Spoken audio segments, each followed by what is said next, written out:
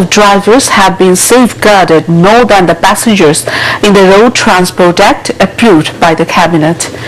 In the proposed draft, the maximum punishment has been fixed at 5 years, ignoring High Court directive of 7 years.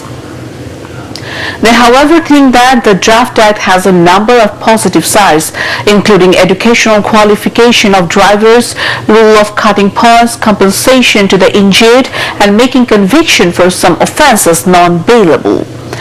Those concerned are of the opinion that there is scope for necessary addition and deduction before the bill is passed in the Parliament.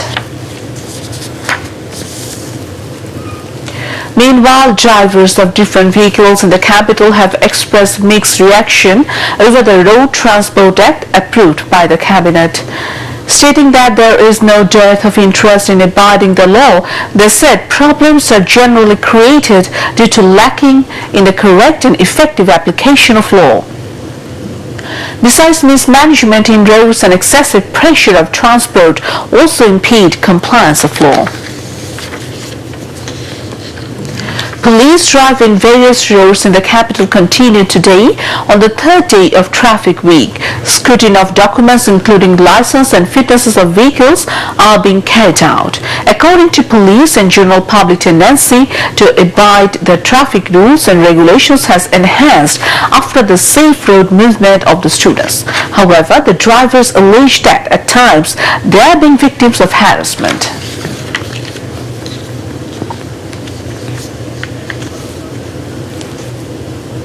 Selling of advanced bus tickets for Eid al-Adha has begun in the capital. Bus companies started selling advanced tickets at the counters from 6 this morning. There were long queues for tickets at most of the counters since morning.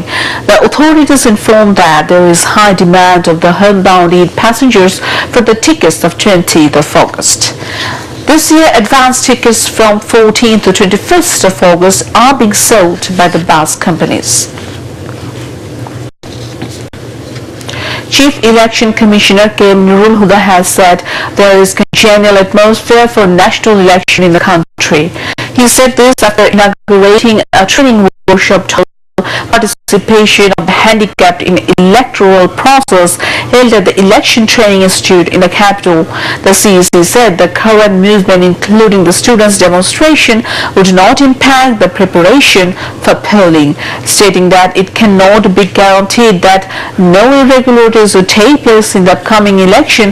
The CEC urged for ensuring representation of the handicapped in Parliament.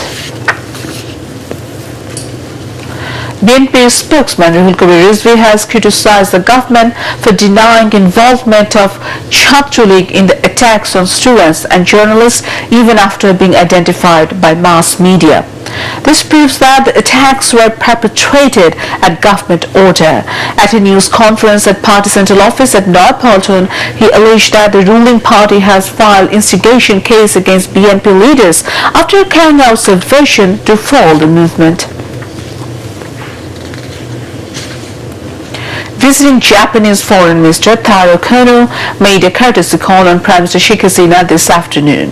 Foreign Minister level meeting between the two countries is due to be held this evening. Prior to his arrival in Dhaka this afternoon, the Japanese Foreign Minister met with Myanmar leader Aung San Suu Kyi at Naypyidaw yesterday.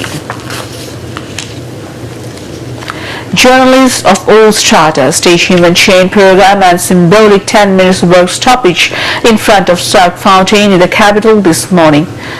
They demanded to bring on the trial the unidentified attackers and the journalists within 72 hours.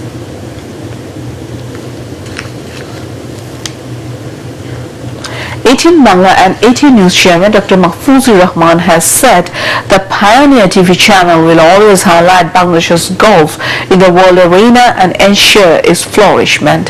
He said this at the launching of a book titled Golf in Bangladesh, written by Brigadier General retired J.M. Kamul Islam at his office today.